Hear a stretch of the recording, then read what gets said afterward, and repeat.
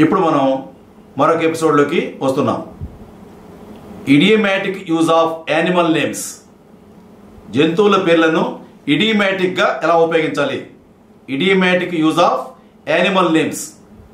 జంతువుల పేర్లను ఎలా ఇడియోమాటిక్గా మనం ఉపయోగించాలి? ఇవి చాలా విచిత్రంగా ఉంటాయి. ఫస్ట్ లిటరల్ మీనింగ్, తర్వాత ఇడియోమాటిక్ మీనింగ్ తెలుసుకుందాం.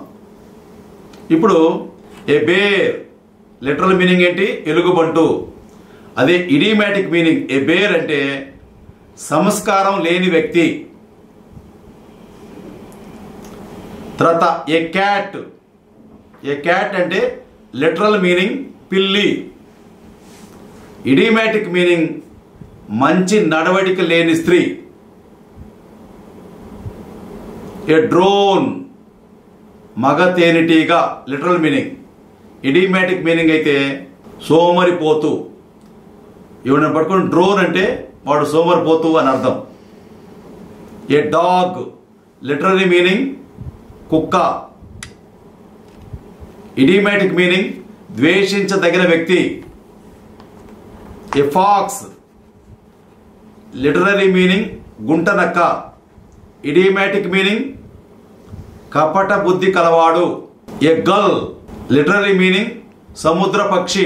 ఇడియోమాటిక్ మీనింగ్ సులభంగా మోసపోయేవాడు. ఏ మంకీ లిటరల్ మీనింగ్ కోతి. ఇడియోమాటిక్ మీనింగ్ అనుకరణ చేసే వ్యక్తి.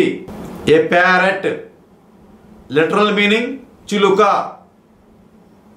ఇడియోమాటిక్ మీనింగ్ నేర్చిన మాటలే వల్లించేవాడు. ఏ పిగ్ లిటరల్ మీనింగ్ పంది.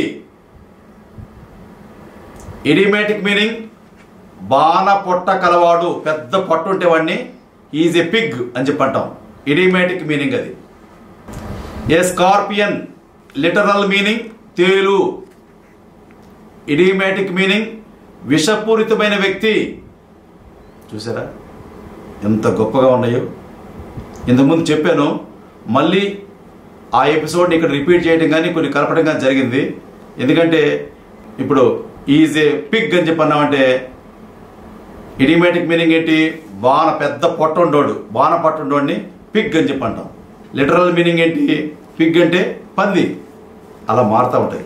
అంటే ఒక యానిమల్కి ఒక లిటరల్ మీనింగ్, ఒక ఇడియోమాటిక్ మీనింగ్.